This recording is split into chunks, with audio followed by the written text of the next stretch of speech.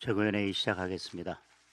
어제 신안 해안에서 승객과 승무원 267명을 태운 여객선이 좌초되는 일이 있었습니다. 무엇보다도 단 한 분의 인명 피해 없이 전원이 구조되어 다행입니다. 국민의 생명과 안전은 그 어떠한 것과도 바꿀 수 없습니다. 이번 사고를 우리 해상 안전을 철저하게 점검하라는 경고로 받아들여야 합니다. 다시는 이러한 일이 반복되지 않도록 정확한 사고 원인 규명과 재발 방지 대책이 필요합니다. 우리 당은 이번 사고와 관련해서 당 차원에서 엄정한 사고 원인 조사와 모든 경과의 투명한 공개를 정부에 강력하게 요구하겠습니다.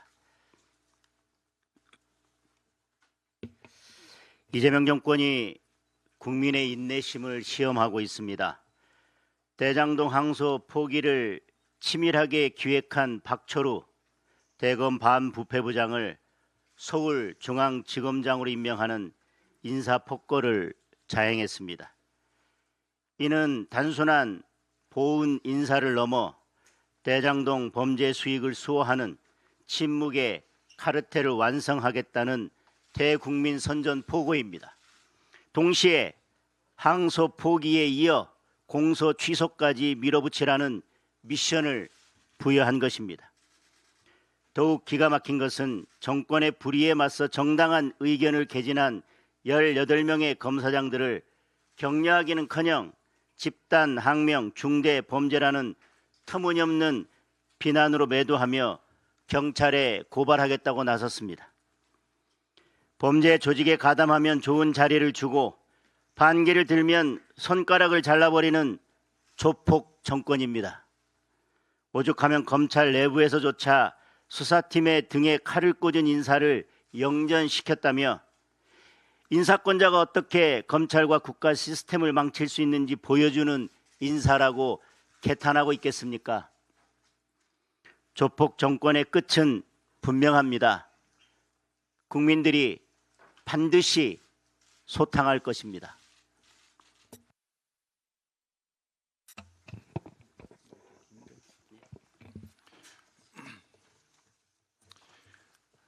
대장동 범죄자 일당을 비호하기 위한 이재명 정권의 몸부림이 점입가경입니다.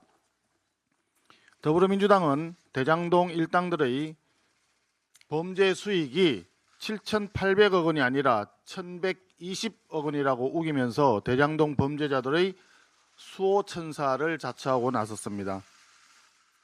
항소 포기 이유를 설명해 달라는 검사장들을 평검사로 강등시키겠다는 협박도 모자랐는지 더불어민주당은 검사장 18명을 전원 고발하겠다고 합니다.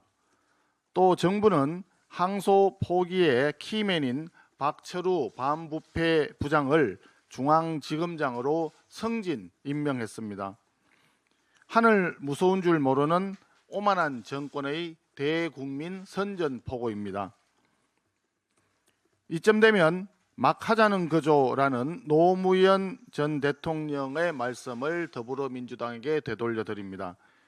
대장동 범죄자 일당의 범죄 수익을 지키기 위해 정부 여당이 조직적으로 총력전을 벌이고 있는 이번 사태는 가히 이재명 정권 권력형 비리 게이트로 역사에 기록될 것입니다. 반드시 그 대가를 치르게 될 것입니다. 대장동 항소 포기 외압 사태와 관련해서 국정조사 협상이 진행 중입니다. 우리 국민의힘에서는 대장동 항소 포기 외압뿐 아니라 더불어민주당이 원하는 검사 항명까지 국조 대상에 넣기로 대승적으로 수용했습니다. 그럼에도 불구하고 더불어민주당 지도부는 국정조사 특위를 수용할 수 없고 법사위에서 그냥 진행하면 된다면서 사실상 국정조사를 무산시키기 위한 시간 끌기 침대 축구 협상으로 일관하고 있습니다. 퇴장 전문가 추미애 위원장이 진행하는 법사위 국정조사가 과연 정상적인 국정조사가 되겠습니까? 게다가 여당 법사위원들이 18명의 검사장들을 항명으로 고발까지 했는데 고발인들이 피고발인들을 국회로 불러들여서 조사하는 것이 법치주의 원칙에 맞습니까? 분명히 말씀드립니다. 더불어민주당 김병기 원내대표가 먼저 제안했던 국정조사 특위입니다. 말 돌리지 말고 꼼수 부리지 말고 즉각 국정조사 특위 구성을 수용하기 바랍니다. 론스타 관련입니다. 20년 넘게 이어온 대한민국 정부와 론스타의 악연이 우리 정부의 성소로 마무리되었습니다. 환영합니다. 무엇보다 그동안 4천억여 원의 국익을 지키기 위해 최선을 다해 주신 모든 공직자분들께 감사의 말씀을 전합니다. 다만 정부 여당 고위 인사들이 이를 두고 이재명 정부의 외교 성과라고 자화자찬하는 모습은 황당함을 넘어 철없다는 생각이 듭니다. 2022년 패소 당시 기다렸다는 듯이 한덕수 총리, 추경호 부총리 등 정부 경제라인의 책임론을 선동하며 정쟁화했던 더불어민주당의 이중성을 굳이 지적하고 싶지는 않습니다. 항소 결정을 하니 승소 가능성이 제로이고 국고만 축낸다는 식으로 막무가내식 비난을 퍼부었던 사람이 현재 대통령실 고위 공직자로 있는 황당한 인사에 대해서도 더 이상 얘기하고 싶지 않습니다. 하지만 국정을 책임지는 정부 여당이라면 국정의 연속성이라는 말의 의미를 보다 무겁게 받아들여야 합니다. 론스타 문제는 여야 진영의 문제가 아닌 국익의 문제입니다. 이재명 대통령이 UAE와의 정상회담에서 자랑스럽게 내세운 바라카 원전과 아크 부대도 15년 전 이명박 정부가 당시 야당의 비방과 폄훼 속에서 시작했지만 지금 그 결실을 고스란히 이재명 대통령이 누리고 있습니다. 에이펙의 성공도 마찬가지 아니겠습니까? 국정자원 화제는 윤석열 정부 탓, 집값 폭등도 윤석열 정부 탓하더니 론스타 성소만 이재명 정부 덕입니까? 잘되면 내 탓, 잘못되면 남 탓의 자세로는 국정을 온전히 이끌 수 없습니다. 성공한 역사이든 실패한 역사이든 모든 유산을 물려받아 오늘의 우리가 있는 것입니다. 마지막으로 당부 말씀드립니다. 론스타는 외환은행을 약 4조 원에 매각해 이미 엄청난 이익을 확보하고서도 우리 정부에 6조 원 규모의 손해배상 소송을 제기했던 전형적인 탐욕적 투기 자본입니다. 지금 우리 정부가 해야 할 일은 철없는 자화자찬이 아니라 우리 외환시장의 안정성이 다시는 이 같은 투기 자본에 휘둘리지 않는 근본적인 대책을 마련하는 것입니다. 또한 대미투자 관세 협상 이후 여전히 불안정한 외환시장 안정대책을 고민해야 되는 것이 집권 여당과 당국자들이 해야 할 일입니다. 아울러 론스타가 혹여 새로운 터집잡기 소송 제기가 가능성이 있는지 철저히 대비해 주기 바랍니다. 다시 한번 강조해서 말씀드립니다. 정파의 문제가 아니라 국익의 문제입니다. 이상입니다. 예, 최고위원 신동욱입니다. 자신의 죄를 덮기 위해서 검찰을 내전과 도덕적 파탄의 아노미 상태로 몰고 가려는 이재명 정권의 엄중히 경고합니다. 사실 그동안 쭉 봐왔던 방식이어서 크게 놀랍지는 않습니다. 특정 집단을 혐오 세력으로 몰아서 국민을 선동하고 그 선동으로 얻어진 에너지를 독재와 장기 집권의 연료로 사용하는 전술은 사실 역사가 오래된 전술입니다. 2차 세계대전 직전 나치를 비롯한 파시즘 정권들이 유태인을 표적 삼았던 바로 그 방식입니다. 그런데 불행히도 2025년 대한민국 검찰이 그 집단 광기의 표적이 된 듯합니다. 이재명 정권은 대다수의 국민들이 대장동 항소 포기를 도무지 이해할 수 없다고 하는데도 항소 포기의 주역으로 의심받고 있는 박철우 대검 반부패 부장을 검찰에 꽂히라는 서울중앙지검장으로 영전시켰습니다. 역설적으로 보면 그가 이번 사태의 주역이자 가장 큰 공로자라는 사실을 자백한 것입니다. 그런데 이제 박철우 지검장에게는 대장동에서 이재명이라는 이름 석자 완전히 지우라는 새로운 미션이 주어졌을 것입니다. 반면에 항소를 주장하고 항소 포기 이유를 설명해 달라고 요구했던 검사들은 징계, 좌천, 강등, 고발로 위협하며 검찰을 극도의 혼란 속으로 몰고 가고 있습니다. 앞으로 검찰 내부는 지우려는 검사들과 지키려는 검사들 사이에 내전이 벌어질 것입니다. 항소 포기 외압의 피의자로 수사를 받아야 할 박철우 검사는 필사적으로 대장동에서 이재명이라는 이름 석자는 물론 그 흔적까지 완벽하게 지우려야 할 것입니다. 범죄 수익 환수의 최고 전문가라는 박철우 서울중앙검사장이 앞으로 어떻게 범죄 수익을 숨기려 하는지 저희는 국민과 함께 끝까지 지켜보고 책임을 묻겠습니다. 이 희대의 막장 드라마를 국민들은 결코 용납하지 않을 것입니다. 이상입니다.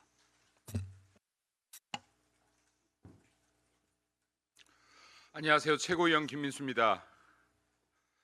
오늘은 우리 당 송원석 원내대표, 나경원 국회의원 등 27명에 대한 패스트트랙 사건 1심 선고가 있는 날입니다.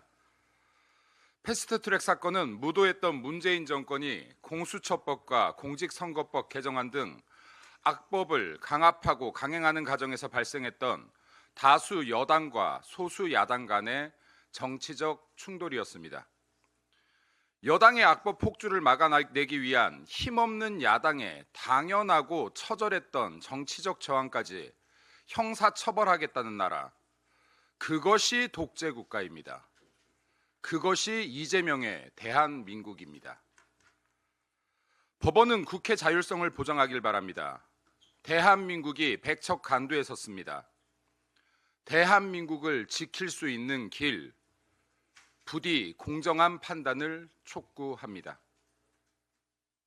국익과 국민을 지키기 위한 야당의 최소한 정치적 저항마저 억압하고 짓누른다면 이재명 정권 역시 그 수명을 다하지 못할 것입니다. 2022년 6월 이재명이 개항을에 당선되었습니다. 이재명 지지자들이 이재명의 첫 등원을 응원하는 화환이 국회 제1문에 들어선 적이 있습니다. 기자님들 뒤에 있는 모니터를 잠시 확인해 주시기 바랍니다. 금쪽 같은 내 새끼 이재명 건들면 출동한다. 당시 화환에 적힌 문구들이었습니다. 지난주 장동혁 대표와 지도부를 응원하는 지지자들의 화환 배송 릴레이가 이어졌습니다. 국민의힘 당사로 배송되던 화환이 그 수용 한계를 넘으면서 이후부터는 국회 제1문으로 화환이 배송되었습니다. 하지만 수많은 꽃배달 업체들은 국회 저지에 막혀 국회 제1문에 화환을 세워보지도 못한 채 발걸음을 돌려야 했습니다. 이재명을 응원하는 화환은 되고 장동혁을 응원하는 화환은 안 되는 것입니까? 대한민국, 이젠 보수 지지자들의 표현은 막히고 제한됩니까? 대한민국에서 허용되는 자유가 정치 성향에 따라 차별받고 있습니다. 이재명 정권 특정 국가를 비판하면 5년 이하 징역을 운운합니다. 이재명 정권 정치 현수막도 금지하겠다고 합니다. 이젠 야당 대표에 대한 응원 메시지마저 막겠다는 것입니까? 민주당은 표현의 자유를 억압하는 치졸하고 반민주적, 반헌법적 행태를 멈추길 바랍니다. 오늘도 국민의힘을 응원하는 화환을 막는지 지켜보겠습니다. 국민의 표현을, 입을 계속해서 막는다면 이재명 정권 역시 그 수명을 다하지 못할 것입니다. 이재명 재판 속개합시다. 이상입니다.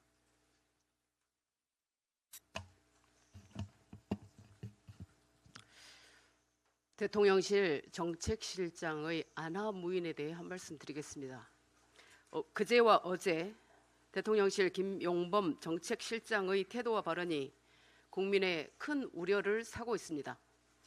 국회 운영위 영상을 보고 저는 김용범 실장이 술 취했나 싶었습니다. 자세히 보니 술이 아닌 권력에 잔뜩 취해 있었습니다. 영상을 국민 여러분도 다시 한번 보십시오. 여당 상임위원장이 큰 소리로 여러 차례 제지해도 듣지를 않고 사선 국회의원 출신 정무수석이 3번, 4번 타이르고 말려도 이성을 잃고 완력으로 뿌리치며 회의장에서 고함을 칩니다. 국회 무시이고 안하무인 국민 무시입니다. 그가 국회에서 내놓은 메시지는 딱 하나, 내 자식 건드리지 마라. 공인 맞습니까? 정작 그가 발끈한 김은혜 의원의 질문은 정부의 11호 부동산 대책을 질타하는 것이었습니다. 김 실장 자녀 아파트 갭 투자 이야기는 꺼내지도 않았습니다. 청년들 내 집 마련 사다리를 걷어찬 것을 따져 묻는데 정부 정책 총책임자라는 사람이 정책 설명은 안 하고 자기 자식 얘기에만 흥분해서 노발대발 각원이었습니다. 기가 찹니다. 어제 방송에서 내놓은 그의 해명은 더욱 심각합니다. 일단 사과를 안 합니다. 심지어 거짓말을 합니다. 자신이 격분한 모습을 영상으로 다시 봤다는 그는 김은혜 의원이 자기 딸이 갭 투자했다는 모함을 계속해서 글이 됐다고 이야기합니다. 영상을 봤다면 모를 리 없습니다. 수십 번 저도 돌려봤습니다. 오해했다고, 죄송하다고 한마디만 하면 될 것을 거짓 핑계를 대고 있습니다. 민주당 김병기 위원장이 이성을 잃은 자신을 정책실장 이렇게 3번이나 부르며 여기가 당신 화내는 곳이냐 라고 호통친 것도 자기를 야단친 게 아니라 상황 정리 차원에서 이야기한 것이라고 합니다. 이 정도면 자아인식, 상황인식이 전혀 안 되는 겁니다. 눈치 없는 게 아니라 애초에 보지 않는 겁니다. 민주당이 오만 방지하다고 그 난리를 쳤던 윤석열 대통령실 인사들을 다 합쳐놓아도 그보다는 나을 겁니다. 지금 대통령과 대통령실, 민주당의 가장 큰 문제가 공사 구분이 안 된다는 겁니다. 대통령과 민주당은 자기들 건드렸다고 검찰을 해체하고 사법부, 대법원을 마구 짓밟습니다. 법무부 장관은 대장동 재판 항소를 포기하고 그 범죄자들을 재벌 만들면서까지 절친 이재명 대통령 사법 리스크 없애는데 혈안이 되어 있습니다. 민주당 과방위원장은 자녀 결혼식과 축의에 자기 권력을 이용해 국민적 지탄을 받으면서도 죄책감이라고는 1도 없습니다.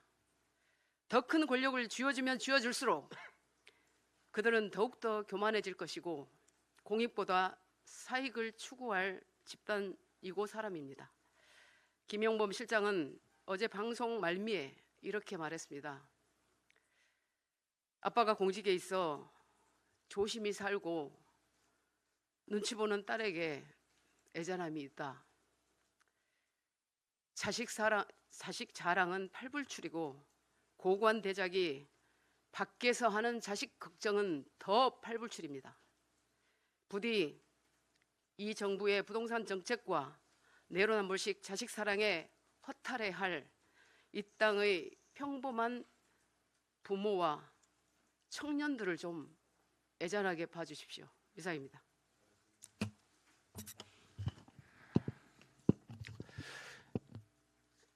서영교 의원과 관련된 문제에 대해서 말씀드리겠습니다.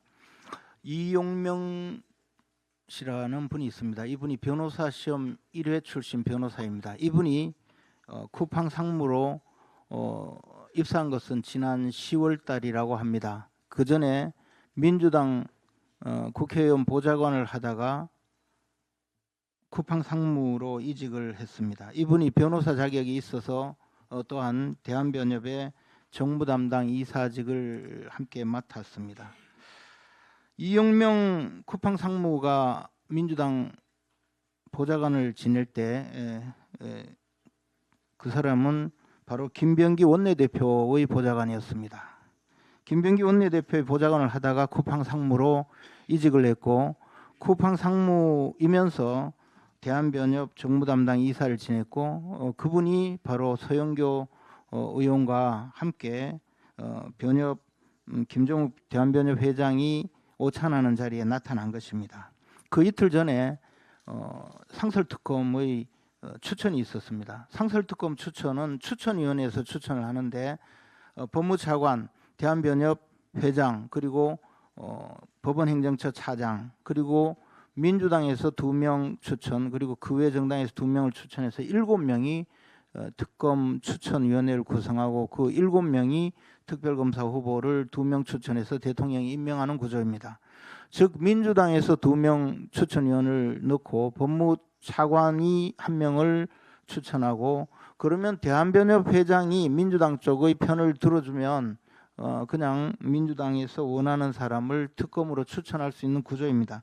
이렇기 때문에 대한변협 회장이 사실 민주당의 법사위원과 함께 특검 추천과 관련해서 식사를 한다는 것 자체가 굉장히 문제가 있는 것입니다. 그런데 그 자리에 나타난 사람이 다름 아닌 김병기 원내대표의 보좌관을 지냈던 쿠팡 상무입니다. 그래서 이것은 양쪽에 다 문제가 있기 때문에 언론에서 문제 제기를 하고 그것이 김병기 원내대표에서 여러 가지 경로를 통해서 보고가 된 것으로 보여집니다. 김병기 원내대표에게 전해진 문자 메시지 내용은 대체로 이런 오찬을 한다. 그런데 언론에서 이런 취재가 있으니 이것이 부적절하다. 그런 내용입니다. 그 문자 메시지 내용에 어떤 잘못된 내용도 없고 허위 사실도 없습니다. 그런데 서영교 의원이 이렇게 답을 합니다. 물론 뭐 자기 변명하는 것은 뭐 그렇다 치고 이 문자 메시지와 이번 보도가 공작이라고 주장을 합니다. 공작이자 함정이다. 그리고 KBS와 공작 문자를 작성 유포한 자 이와 연관된 자들을 철저히 찾아 법적 조치를 하겠다라고 했습니다. 제가 아무리 봐도 그 내용에 잘못이 없는데 무슨 법적 조치를 하겠다는 것인지 모르겠습니다. 무슨 공작을 했다는 것인지 모르겠습니다. 문자를 돌린 작자를 끝까지 추적해서 처벌할 것이다. 이 작자는 윤석열 정권의 비호자일 것이다 했습니다.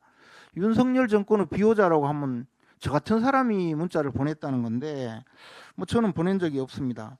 제가 보기에는 이것은 여당 내에서 김병기 원내대표와 김병기 원내대표의 보좌관을 지낸 이용명 이사 그리고 그의 동선을 잘 알고 있는 김병기 원내대표의 보좌진이거나 또는 그와 관련된 사람이 이 서영교 의원의 부적절한 행위를 보고한 것에 지나지 않는데 그것을 공작이라 하면 그것은 뭐 맞을 수도 있습니다. 서영교 의원이 서울 시장 선거에 나가겠다고 저렇게 큰 소리를 내고 있는데 아마 당내에서 기가 막히게 생각하는 분들이 사전에 정지 작업을 하려고 뭐 그런 공작을 하는지는 모르겠습니다. 그런데 그것이 윤석열 정권의 비호자라는 말은 함부로 하지 마십시오. 그건 당신들끼리의 피 튀기는 모략이자 공작이지 우리와 아무 관계가 없습니다. 특히 저 같은 윤석열 정권의 비호자하고는 아무 관계가 없습니다. 서영교 의원은 함부로 공작이니 운운할 것이 아니라 스스로의 처지를 돌아보고 당내에서 당신을 누가 몰아내려고 하는지 그것을 돌이켜보기 바랍니다. 청년 최고위원 우재준입니다. 지금 국회에서는 2026년도 예산안을 확정짓기 위한 예산결산특별위원회가 진행 중입니다. 그러나 이재명 정부와 민주당이 주장하는 예산안을 보면 이 정권이 누구를 위해 일하고 있는지 심각한 우려가 듭니다. 이 정부는 약자를 보호하는 데는 인색하고 자기 편이 요구하면 수백억 원도 가볍게 내어주는 완전히 거꾸로 된 우선순위를 선택하고 있습니다. 지난 17일 기후노동위원회에서는 취약 노동자 지원 사업의 일환으로 민주노총의 임차 보증금과 한국노총의 시설비를 지원하는 예산이 각 55억씩 총 110억 원으로 통과되었습니다. 두 단체 모두 정권 교체에 가장 앞장섰습니다. 명백한 대가성 예산입니다. 2024년 기준 회계 공시하고 있는 민주노총 소속 노조의 총 수익금은 3,436억 원에 달합니다. 회계 공시에 참여하지 않은 금속 노조의 수익금까지 고려하면 민주노총의 수입은 연간 4천억 원이 넘을 것으로 추정됩니다. 막대한 재정 규모와 사회적 영향력을 가진 민간 단체 110억 원이라는 거액이 지원되는 동안 상대적으로 열악한 환경에서 노동자의 권익을 위해 싸우고 있는 제3노조, 미가맹 노조에는 경쟁 자격조차 주어지지 않았습니다. 심지어 이재명 정부는 내년 전세 및 주택 구매에 활용되는 디딤돌 버팀목 대출 예산을 3조 7천억 원이나 삭감했습니다. 민노총의 월세 부담을 줄여주기 위해 계산기를 두들기는 동안 잘못된 부동산 정책으로 인해 월세로 밀려나고 있는 청년의 존재는 잊은 것입니까? 청년층이 전 월세난에 시달리는 상황에서 거대 노조의 임차 보증금에 수십억 원을 배정하는 것을 납득할 수 있는 국민은 단언컨대 없을 것입니다. 마지막으로 지난 19일 우리나라가 미국계 사모펀드 론스타와의 국제투자 분쟁에서 승소했다는 기쁜 소식이 전해졌습니다. 이로써 우리나라는 약 4천억 원의 배상금과 이자 지급 의무가 사라지고 소송 비용도 돌려받게 됐습니다. 승소 포기로 7천억 원을 날릴 위기인 대장동 사건, 한 해에만 200억 달러를 사실상 현금 투자해야 하는 민주당표 한미 정상회담과는 사뭇 다른 결론입니다. 2022년 론스타 소송 결정 당시 이자만 불어날 수 있다, 승소 가능성은 제로라며 비난하던 민주당은 승소 결과가 나오자 자신들의 공이라며 공치사를 벌이고 있습니다. 수많은 더불어민주당의 방해 속에서도 꾸준히 대한민국의 예산을 지켜온 법무부 모든 관계자 여러분께 이 자리를 빌어 감사 인사를 드립니다.